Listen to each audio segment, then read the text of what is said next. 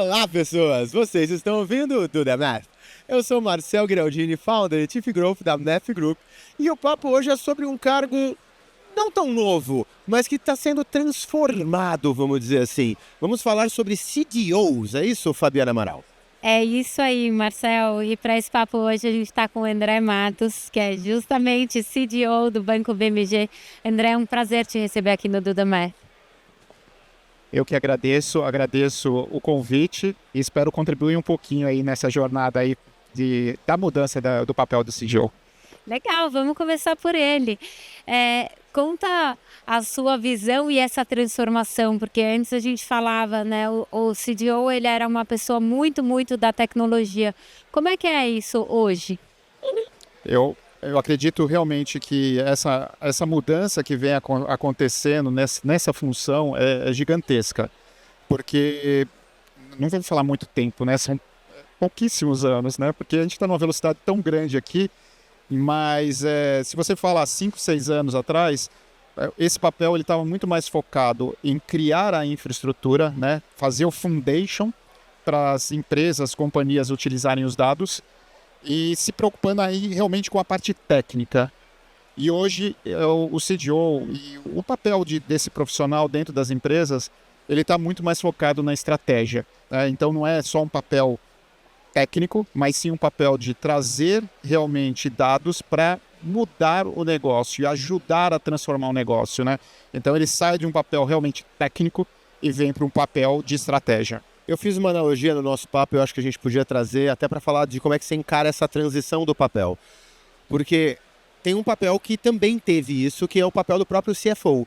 O CFO era um papel técnico, não de técnico-tecnologia, mas da técnica financeira, né? Que era quase que um contador com esteroides quando começou. E daí o CFO, ao longo dos anos, ele tem uma cadeira totalmente estratégica de ajudar nas alavancas, ele tá ali pau a par com alguém que define estratégia. O CFO é muitas vezes a quem possibilita estratégia. E ele cuida de algo que tem valor direto, que é o caixa, o dinheiro, a forma de organizar o dinheiro na companhia. Quando a gente olha o CDO, e eu acho que e eu gosto de fazer um paralelo, porque é aí que eu percebo uma semelhança muito forte. Ele até então também era só na técnica de cuidado dos dados, mas a partir do momento que os dados vão ganhando valor, e valor cada vez mais monetário mesmo, né? Hoje a gente tem muitas empresas que eram produto a partir dos próprios dados e monetizam esses produtos. Então, quando se percebe valor, essa cadeira se movimenta de uma área técnica para uma área mais estratégica. Você que viveu essa movimentação, como é que ela foi acontecendo e você acha que ela já está madura hoje? Eu acho que em algumas companhias você já tem esse nível de maturidade. Eu vou dar um exemplo do BMG aqui, até desse papel. Eu cheguei no BMG fazem 1 ano e pouco, com essa missão de transformar dados, aí o buzzword que existe no mercado, né? A empresa data-driven e ajudar a empresa a tomar decisões com dados. E quando você não entende o negócio, no meu papel, né, como CDO da empresa, o BMG ele tem uma característica diferente ali do banco de varejo, né? Ele tem um nicho muito específico e eu sofri no primeiro momento chegando no banco, porque eu não tinha vivenciado esse business ainda, apesar de ter uma carreira no mercado financeiro, não para o business do banco BMG. E enquanto eu tive esse amadurecimento de conhecimento, entender a empresa durante uns 2, 3 meses, a partir disso eu consigo contribuir. Eu consigo contribuir com a jornada. E quando eu vou falar de monetização, e é estranho, né, que muitas vezes a gente fala de monetização só na entrega de um dado, que uma informação ali com valor, ou entregar um produto com valor. Mas muitas vezes, dentro do próprio BMG, eu estou trabalhando internamente. Meu valor de negócio está interno. Dá um exemplo aqui claro. Nós tínhamos um grande problema ali de tempo de proposta para serem pagas, desde a digitação até o pagamento. Volume de drops que aconteciam de propostas da digitação até o pagamento. Então, esse é um problema de negócio. Como eu vou resolver isso? Eu posso usar IA, posso usar dados, mas nós fomos no método mais tradicional. Vamos entender a jornada. O que está acontecendo? O que está dropando aqui? Por que o tempo está grande? E aí, multidisciplinar, nós fomos com a área de engenharia, a área de produtos, a área de dados, e a gente foi descobrindo, fazendo o discover daqueles dados e entendendo onde existiam os gaps. E a gente teve um ganho fabuloso. A gente saiu lá de um drop, melhoramos esse drop em torno de 70%. Então, isso é um valor. Então, e se eu tivesse só atrás do técnico, fazer o data lake, fazer o lake de informações, entregar uma ferramenta de database, seja ela qual for, não teria valor. Eu não estava impulsionando o negócio. Então, acho que quando o CDO tem esse papel, ele tem de estar sentado ali na mesa e discutindo estratégia de negócio. Então, e essa é a grande mudança. E tem empresas que já perceberam isso e trazem isso muito no dia a dia. Mas tem algumas ainda que ainda precisam fazer o foundation. E acho que ainda tem o papel, né? Tem o papel de empresas que não estão maduras o suficiente, tem uma maturidade de dados não tão avançada, que talvez precisa fazer o foundation.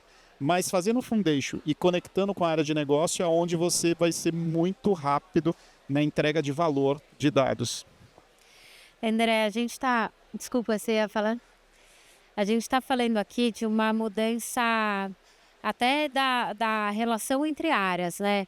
O que antes o CDO ele ia servir... Esse exemplo que você deu é muito bom, porque tudo bem, ele provavelmente ele criaria um data lake, ele iria ter uma equipe para transformar aquilo num dashboard, num BI, enfim, para que a área pudesse consumir, para daí você falar, tem algum problema. Perfeito. Ou seja, tinha um tempo até que pudesse ser identificado o problema em si, né? A velocidade, é isso. Hoje os negócios, eles são muito, muito ágeis e a gente precisa tomar decisões ágeis. Então, se eu estou dropando o meu número de digitação para a proposta, eu tenho de correr com isso. Não dá para eu ficar 3 meses, 2 meses para entregar um resultado. Então, eu vou sentar junto com as áreas e discutir em que tipo de insight nós podemos tirar. E aí, a partir disso, o meu time deixa de ser um tirador de pedido e começa a impactar o negócio. Então, acho que essa é a grande mudança que existe, que é para de tirar o pedido. Então, o pedido antes passava por debaixo da porta, eu pegava aquilo e entregava um dashboard que muitas vezes não atendia, que eu demorava muito tempo para entregar o resultado, e agora eu estou junto com o negócio. Você sente uma mudança já na expectativa? Porque como você fala da postura da entrega de dado num modelo... Na verdade, não é uma postura de entrega de dado, né? Você está falando de sair do momento em que o CDO entregava um dado para fazer o que você quer, para te entregar um ativo estratégico para decisão na mão. Existe uma mudança na expectativa das áreas e se existe, ela é rápida? Quando você começa a dar essa dose de formas homeopáticas, porque você tem que mudar a cultura. Então, muitas vezes, a cultura não sua, do CDO, mas sim do seu time que está ali, do seu time de analítica, seu time de engenharia, para que ele tenha também essa responsabilidade ali na ponta. Então, cada vez mais que você entrega esse valor, vem mais, não é a demanda, mas vem essa necessidade. Então, acho que isso é fantástico quando as áreas de negócio começam a te procurar. Ela não vai construir um produto sem falar, cara, vem aqui do meu lado, vamos fazer uma exploração, vamos ver se isso tem resultado que a gente pode colher aqui dentro desse produto novo que nós queremos lançar ou dessa feature que nós queremos lançar. Então, quando começa a acontecer esse tipo de coisa, as áreas de negócio não dão um passo sem estar com o time de dados ou todo esse time que provém as informações para a companhia, aí sim, é gratificante. É gratificante e cada vez mais importante. Um ponto importante para nós aqui é o seguinte, é como que eu introduzo esse time dentro das áreas de negócio. Nós, na nossa experiência, nós estamos colocando os times, ele não está mais fechado numa sala. Ele saiu daquela sala e foi para junto das áreas, das squads. Então, um papel técnico vai para uma área de squad. Eu vou lá colocar um engenheiro de dados, né, dentro da squad. Eu vou colocar um cara de analytics dentro da... Porque ele tem de vivenciar, ele tem de estar no dia a dia. Aí ele vai sentir o calor, aí ele vai sentir as necessidades. E isso é a mudança cultural que tem de acontecer. Tem dois pontos que você comentou, né? Um é que era a área de dados recebendo pedido debaixo da porta e devolvendo esse pedido, mas você falou uma coisa que é super importante, que era devolver esse pedido e também não era o que atendia a área de negócio. E aí tem uma parte que, assim, quanto maior era a distância, na época que a distância era maior entre time de dados, time de tecnologia e o time de negócio, o amadurecimento do time de negócio também era muito mais lento, porque muitas vezes ele ia programado para falar, eu quero um dashboard assim, né? E ele não era tão questionado, porque justamente era essa relação de tirar pedido, né? E hoje, isso que você está comentando, a forma que vocês estão trabalhando lá, que é essa proximidade, isso gera tanto um questionamento, uma construção juntas, que além da área parar de ser refém de pedidos, né? Você de fato entrega valor para a área de negócio e é onde gera esse círculo, né? É porque isso é muito importante, né? Porque os recursos são finitos. Então, quando eu estou lá conjunto com a área de negócio, eu consigo também priorizar. E a área de negócio, né, e todas as áreas envolvidas, elas começam a ver o valor. Então, ela começa a fazer as escolhas. E muitas vezes a escolha, porque acontecia muita coisa desse tipo. Você queria um DataVis maravilhoso, cheio de gráfico, bonitinho, e o cara só queria uma planilha, só uma tabela. Então isso resolveu o problema. Ele só queria o número, ele só queria uma tabelinha ali para resolver o problema dele. Então, e aí para fazer aquele DataVis maravilhoso, eu demorei 2 semanas. Putz, aquele dado já não serve mais para mim. A gente deu um exemplo mais cedo, porque a gente acabou conversando, fez alguns podcasts falando de aplicativos que a gente tem na nossa plataforma de gestão de AI. E aí um deles é um produto pronto para fazer conversação com dados. E foi engraçado que o Vini, que é o nosso Head de Solução, estava falando, cara, quando você colocou e só deixou ele perguntar, ele não precisou mais do dashboard, porque ele abriu o dashboard cheio de perguntar uma coisa. E aí tinha um chat que ele perguntava, como é que tá esse número? E aí a próxima pergunta foi, por que tá? Ele sabia o que fazer. Então, ele só precisava do acesso fácil. Muitas vezes a gente acha que o acesso fácil é dar um dashboard. Ele só quer perguntar e alguém responder. E eu vou fazer um complemento, porque são coisas que a gente já escutou também, né? Bem nessa linha, André, que você comentou. Nossa, o dashboard maravilhoso ali, entregando, né, com formas e tudo mais. E a gente já escutou, porque também a gente está falando de um mercado que circula muita gente, né? Então, de repente, alguém herda um dashboard que era de uma área, pede um puxadinho aqui, faz um amarradinho ali. E a gente já escutou isso que era assim, olha, esse dashboard é lindo, mas eu não tenho a menor ideia do que ele responde, porque toda vez que eu vou, assim, para os meus indicadores, eu não sei onde encontrar, né? E acho que isso é muito comum, né? Então, principalmente quando você vem de uma área muito mais tradicional, do BI tradicional, você tem lá 10, 15 abas para informação. E aí você acaba que eu vou usar só um dado, só a somatória ali que aconteceu do resultado. Mas isso também tem um ponto, é um ponto de aculturamento das pessoas. Então, nenhuma transformação de dado, nenhuma transformação para uma empresa que seja drivada aí a tomar decisões através de dados, não mude com a cultura. Então, porque é até como pedir. Como eu vou entregar essa informação vai depender muito de como vem sem esse pedido. Então, muitas vezes a gente começava a criar esses diversos dashboards e reports que o pedido vinha torto porque ele não tinha uma experimentação. Então, quando você começa a prover essa experimentação ou um LLM de fazer uma pergunta básica e ele já obter o resultado, você já a barreira de ele entrar num dashboard, escolher onde está a métrica, qual a aba, acabou. Ele vai lá, fez a pergunta e tem lá o resultado que ele precisa para o dia a dia dele. O que ele vai cobrar da área comercial? Pô, pessoal, região sul não está performando. Bora lá, vamos fazer esse negócio acontecer.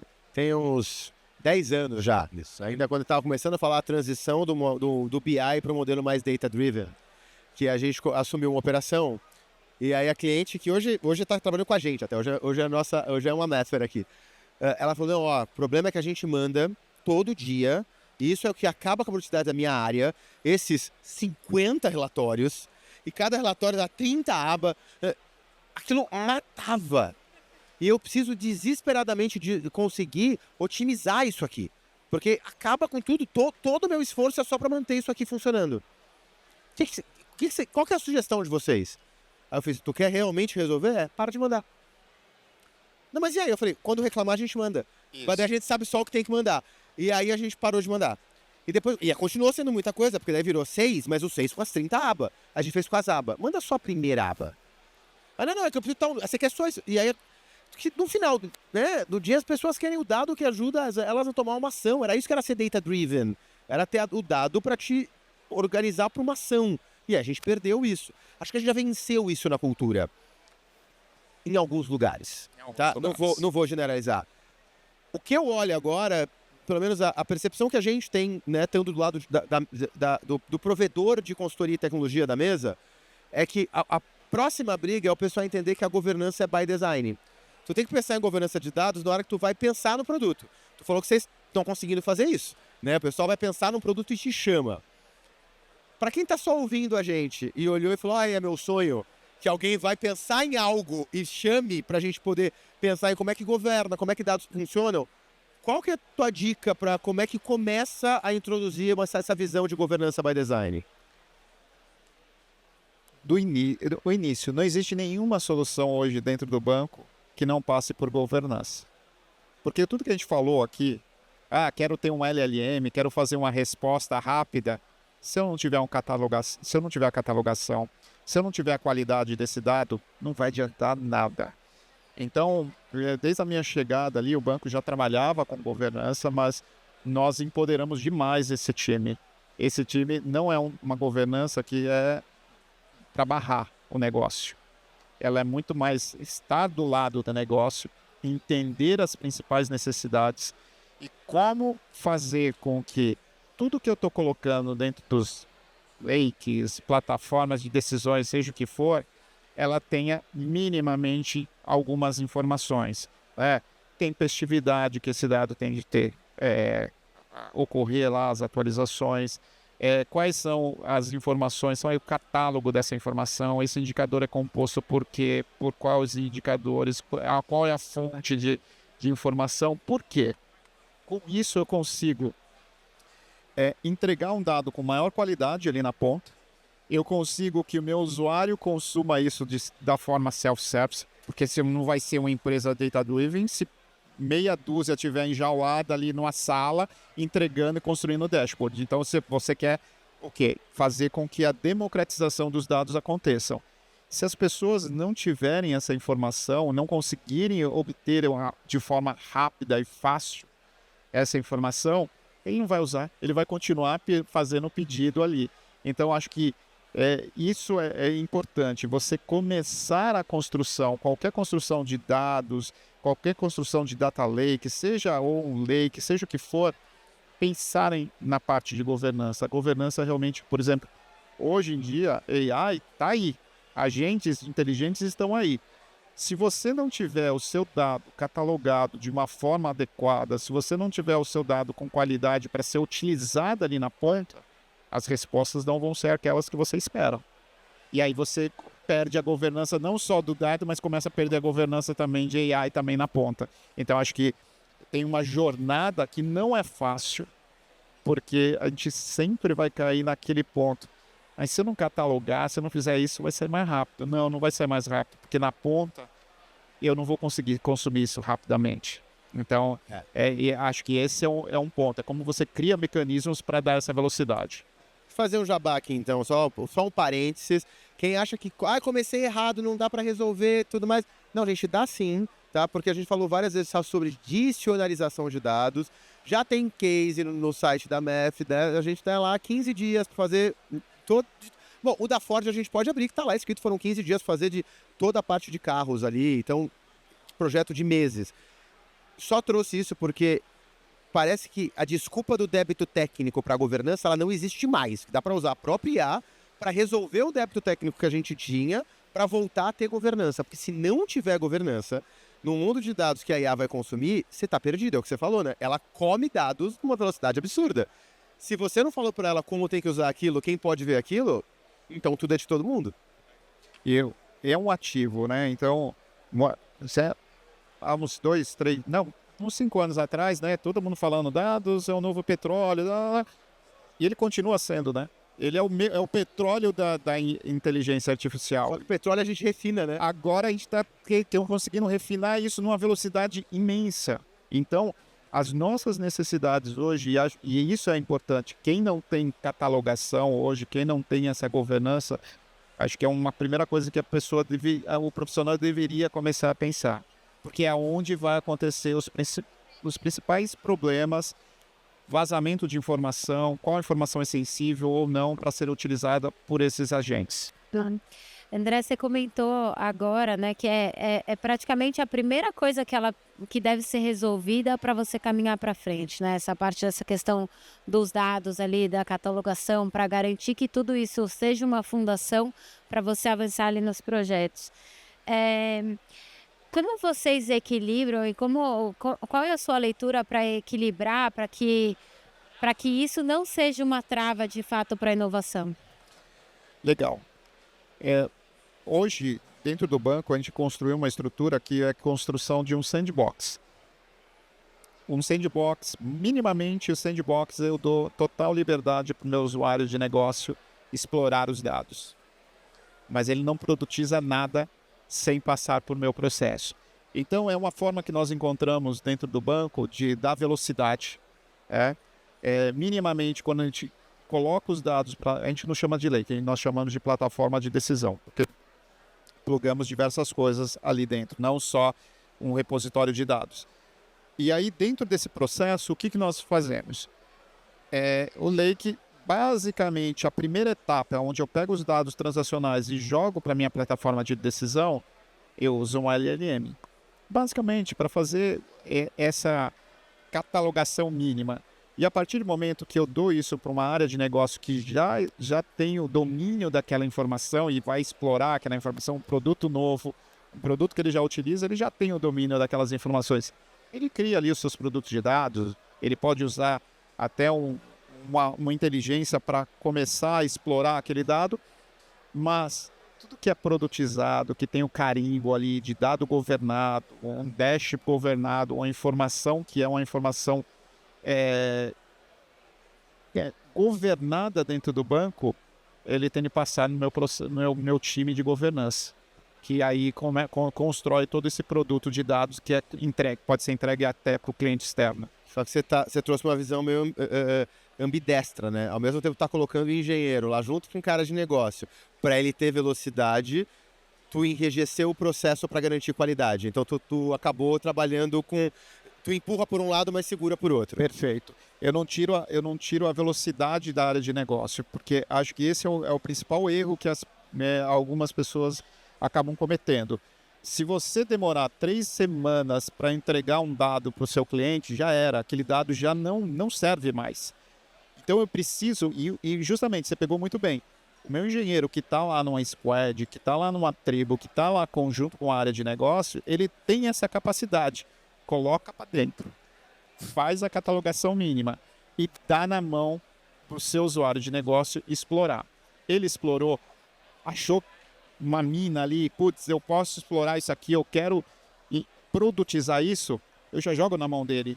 E aí esse mesmo profissional que está junto com a área de negócio, entendendo os termos de negócio, entendendo o conceito do negócio, está voltando para o meu Lake, né, para a minha plataforma de decisão, com dado refinado, com dado catalogado, com a qualidade os itens de qualidade que ele precisa para entregar valor na ponta. E aí a empresa consumir como um todo.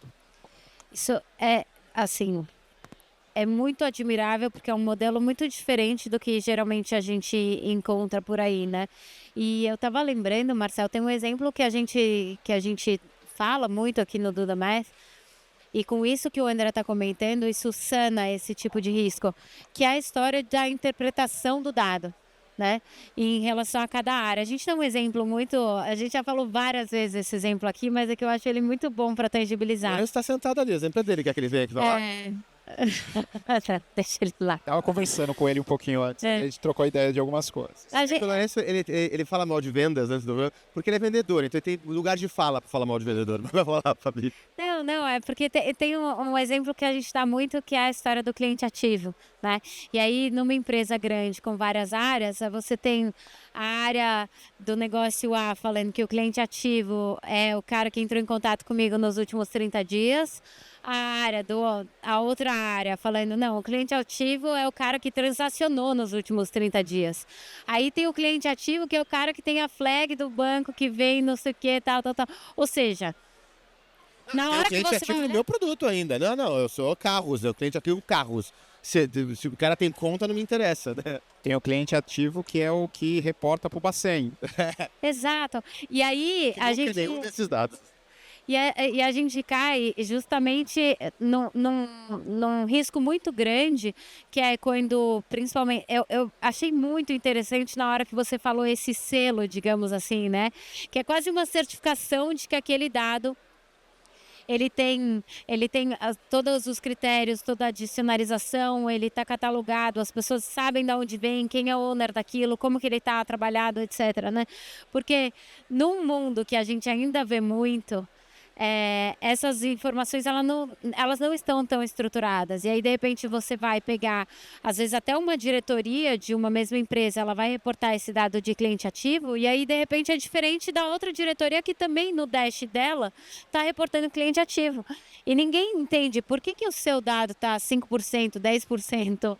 É diferente, né? Para mais ou para menos, não importa. Então, eu achei muito interessante esse ponto que você falou. Aí esse problema eu vi em quase todas as empresas que eu passei.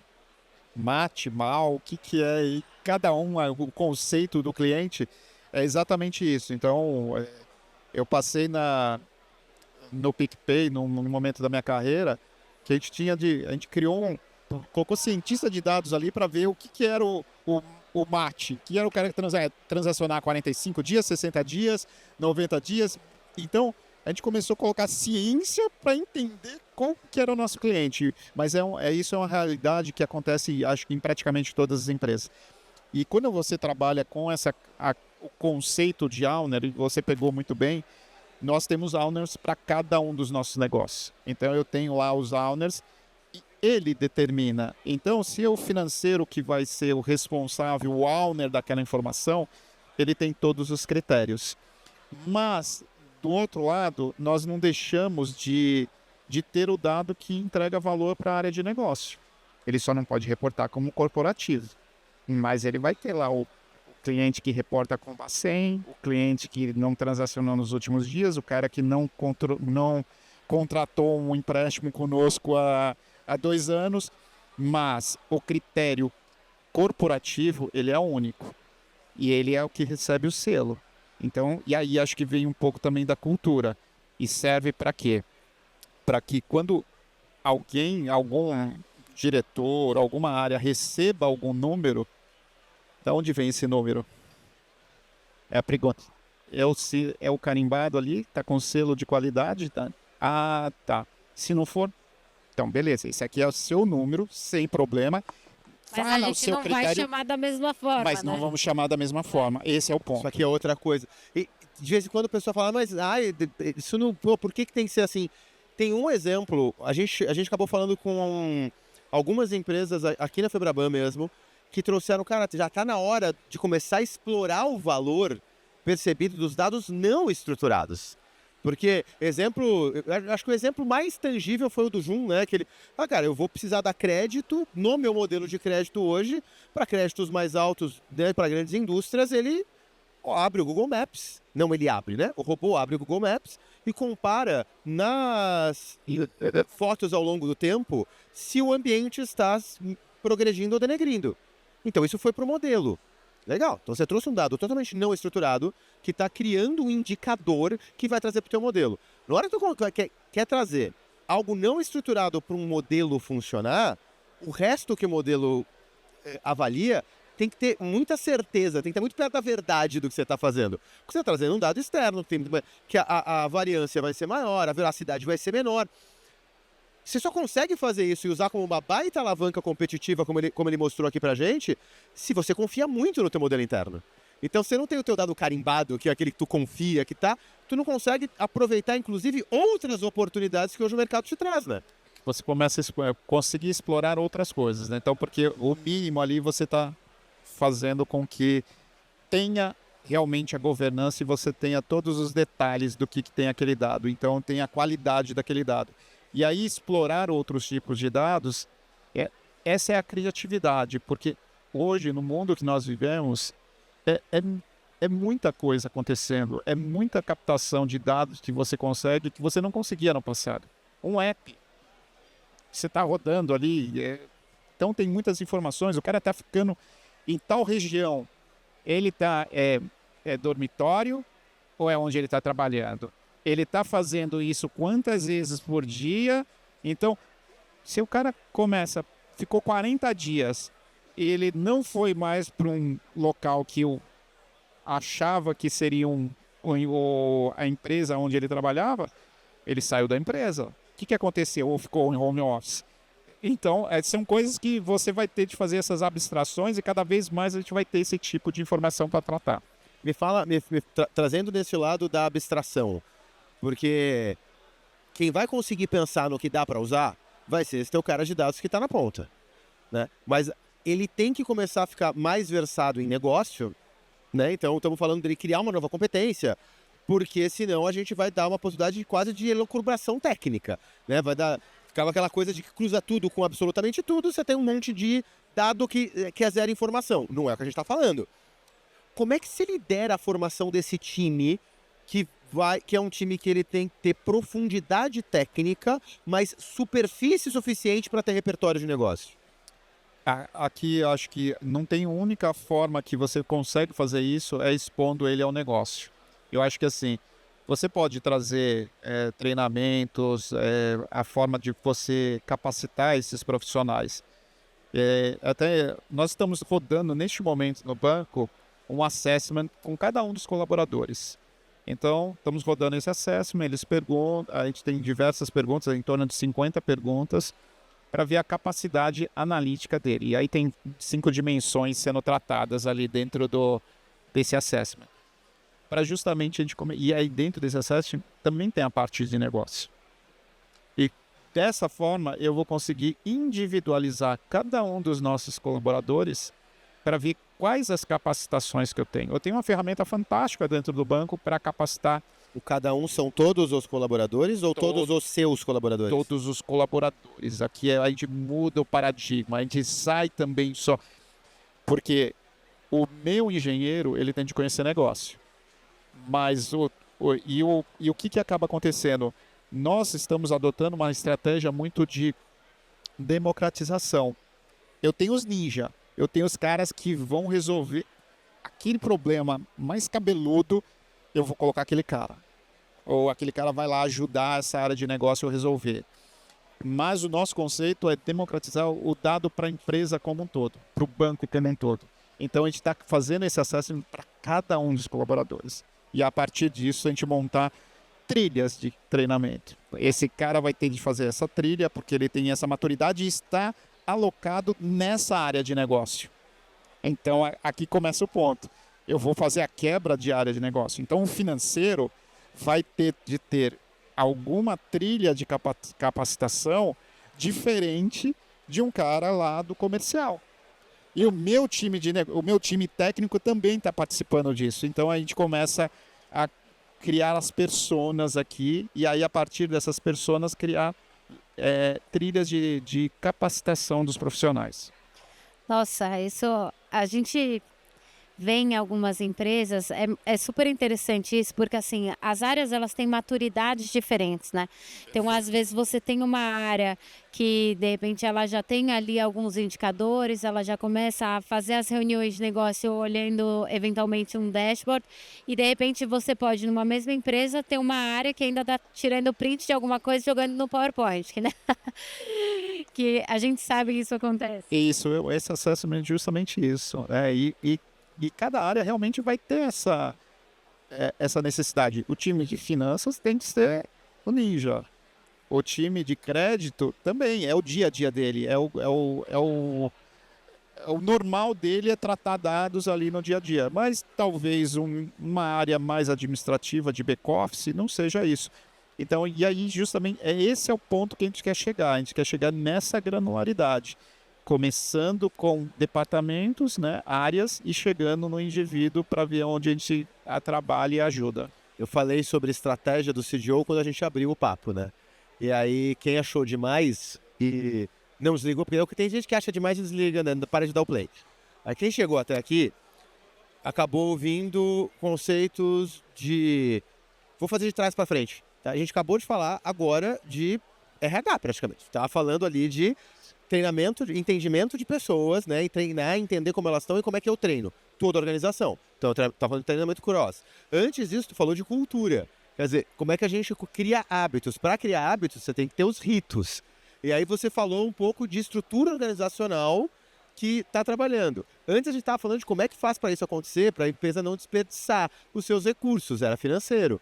E antes da gente chegar no financeiro, a gente estava falando de arquitetura. Quer dizer, arquitetura a gente fez um en passant, que era o básico para começar. Então, tu passou por todas essas áreas. Então, se isso não é falar de estratégia, desculpa, eu não sei o que é. Então, acho que aqui está dado, é estratégia. Estratégia é interessante. E essa última perna, a minha área é uma área facilitadora. A questão de cultura, eu tô com um time de cultura, de pessoas dentro do banco. Eu sou um instrumento. Eu vou ajudar esse time de cultura, eu vou auxiliar com as capacidades do meu time para fazer e penetrar isso dentro da organização. Mas é justamente isso. Você pegou o end-to-end disso. Realmente a gente passou praticamente pela corporação como um todo. Eu quero reforçar isso que você, principalmente para as pessoas que nos ouvem, né? Porque a gente vê vários casos diferentes, essa questão de maturidade, etc, né? E tem uma coisa muito interessante no modelo que vocês estão trabalhando lá, que é quando você pega só uma área de negócio que ela nem via algum dado, o ponto principal dela é preciso enxergar algum dado, né? Quando você tem essa conexão entre as áreas e principalmente com esse olhar de negócio, você capacita e você consegue agregar muita informação para a área de negócio, de falar assim, olha, você está vendo esse dado aqui, mas você tem um engenheiro que ele também está entendendo do negócio, mas ele também sabe da estrutura. Então ele consegue sugerir outros tipos de cruzamento de dados, que eventualmente a área de negócio, não sei, ela talvez demorasse mais para chegar, porque você tem uma pessoa que ela entende da área de negócio, mas ela entende de toda a estrutura e da forma como os dados estão organizados dentro da empresa e consegue ter uma coisa muito mais colaborativa em relação a insights também para essa visão estratégica olhando para a área de negócio. E aqui tem uma coisa interessante, você comentou sobre a construção, né? E aí o meu time começa a influenciar a construção do produto, porque eu já estou pensando como eu vou consumir aquele dado. Então, o meu engenheiro está pensando, se você fizer dessa forma, eu consigo ter uma agilidade maior. Se você colocar um termo técnico, um timestamp aqui, eu vou conseguir fazer o dado near real time, que eu não conseguia fazer no passado. Então, ele está influenciando na construção da feature do produto. Então, essas diferenças começam a ser evidenciadas quando você está próximo. Porque senão o engenheiro de desenvolvimento lá está construindo, está modelando a sua base de dados, nem está pensando como aquele dado vai ser consumido na ponta. Ele não vai pensar na solução possível para o negócio melhorar, não é para monitorar o que ele está criando, né? Então, e aí o engenheiro já começa a provocar isso. Deixa eu até colocar aqui agora perguntas não combinadas. Meu Deus do céu. Não, dá tranquilo. Quem ouviu, certamente, o papo, óbvio, você já vinha de uma jornada, o BMG já estava avançando, você entrou para acelerar o que está acontecendo. Então, assim, tem gente que está ouvindo e está querendo iniciar, está querendo vender ideia ainda, né? O que deve começar? Você começa pela arquitetura, você começa por pessoas, você começa pela governança, para não... Qual que é o teu... Começar por tudo, a pessoa não vai conseguir ganhar todas as brigas políticas que ela precisa. Qual seria a primeira coisa a atacar para chegar onde você chegou? Tem que entregar valor para o negócio. Acho que o principal ponto é resolva um problema de negócio. Tente entender, porque é impossível qualquer empresa hoje não ter dados. Ou ela está em silos, ou seja o que for.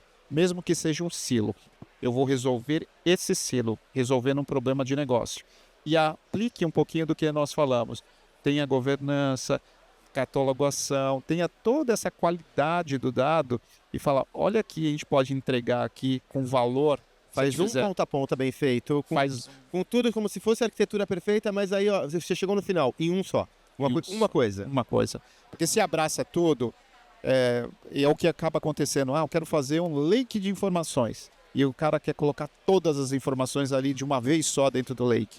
Não vai funcionar, porque você não vai ter velocidade de catalogar, você não vai ter velocidade de colocar governança nesse processo. Você muitas vezes vai desperdiçar recursos de dados que nunca vão ser usados dentro da sua empresa. A gente fala disso, né? Quanto mais dados, existe uma armadilha muito grande de você achar que você precisa consumir todos o tempo todo, real time e tal. E da forma que você está comentando, André, que é super interessante, que é olhar para resolver o problema, porque em cima de qual é o problema, que você vai entender quais são os dados que fazem sentido, quais são os dados que você vai de fato precisar para resolver aquilo. E essa, de novo, assim, essa proximidade é muito interessante, que é o que eu acho que gera os maiores ganhos nas empresas, e olhando para a cultura data-driven também. E aqui é interessante, só pegar um ponto aqui. Quando a gente está falando para resolver um problema de negócio, para aquelas pessoas mais técnicas que estão nos atendendo, eu vou trazer todo o contexto de dados daquele problema que eu vou resolver. Para também não cairmos no passado, onde a gente criava um BI, que o BI tinha as dimensões. Eu tenho essa capacidade, eu estou resolvendo esse problema aqui. Mas esse problema, ele tem lá 10, 15, 20 tabelas que estão envolvidas. Traz o raw, traz ela como ela está para dentro do seu ambiente, cataloga isso aqui que você vai ter um subset muito menor e depois cria os produtos de dados. Porque é um conceito de traz tudo que resolve um problema e você chega na ponta para você resolver o problema, você cria o produto de dados que vai ser utilizado e vai ser consumido pela companhia como um todo. E aí você resolveu esse end-to-end. Sabe aquele negócio do YouTube, aqueles videozinhos do YouTube que é Scrap in 5 minutes para explicar o conceito? Então, quem não entendeu, ele acabou de explicar a Data Mesh, só que em alguns segundos. Isso. André, qual é o teu KPI? A gente está falando de estratégia, você foi do técnico, a venda, tudo, o time, tá. O indicador ou os indicadores que você acompanha para entender que a parte de dado que compõe a estratégia está funcionando, como é que você seguia? Acho que eu já até comentei isso aqui hoje no nosso papo. A primeira coisa é, tem um KPI que é o seguinte, a área de negócio vem te procurar. Quando você fez isso, Golaço. você ganhou. Golaço. Porque a área de negócio veio te procurar e assim, até antes de começar a construir um produto ou quero tirar algum insight, esse aqui é o fantástico. E aí você pode ter os diversos KPIs ou OKRs, nós temos de tudo dentro do banco para acompanhar o melhor dado, implementação de MDM, como que está a minha capacidade de entregar um cartão da melhor forma, da primeira vez, em vez de eu ter de enriquecer o endereço. Tem vários outros, mas no final do dia é isso, é você resolver problema de negócio. E você resolve problema de negócio quando você começa a ter áreas que até então não te conectavam, vem te pedir ajuda. Então você começou a entrar dentro da organização e transformar a organização. Acho que se eu poderia resumir, é esse. Nossa, essa eu não esperava. Eu também não. Muito bom, muito. A gente vai ter que encerrar, né? Você tem um indicador quantas vezes elas vieram procurar ou quantos produtos vocês não foram envolvidos? Pode falar só pra gente, ninguém tá sabendo. Não, acho que assim, a gente já chegou num nível de maturidade que muitas vezes a gente tem de escolher as batalhas. Tá. Então, esse é um indicador para nós. Eu não vou conseguir abraçar tudo. Boa. Aí eu vou conseguir ter de priorizar. E qual é a priorização que a gente vai fazer? Apesar de nossos engenheiros, os times ali de dados estarem junto com a área de negócio, você começa assim, ou outras áreas falam, cara, você tem um engenheiro lá, eu também quero ter. Tá. E aí você tem que Eu saber como é que preciso você ter. prioriza isso. Eu preciso ter. E aí recursos são finitos. Como que a gente prioriza esse processo? Então a gente já chegou nesse nível de não ter tantas pessoas para colocar ali e fazer essa priorização. Eu já estourei o tempo e só para não te perguntar como você prioriza, deixa eu deixar uma dica pro pessoal. Volta 1 ou 2 podcasts, a gente fez um com o Thiago Suzano da B3. Ele falou, deu uma aula de como fazer priorização. Mas espere se acabar. Já acabou, né? Que acabou. Então, André, quero te agradecer muito a participação aqui no Dudamec. Obrigada pelo papo de hoje. E eu que agradeço a oportunidade, agradeço o convite e foi um bate-papo bem bacana. A gente também adorou, André. Obrigado quem tá aqui. Quem ficou até o final, por favor, C, vai, já sabe, curte, comenta, compartilha, que ajuda a gente demais. Valeu. Obrigado, André. Valeu.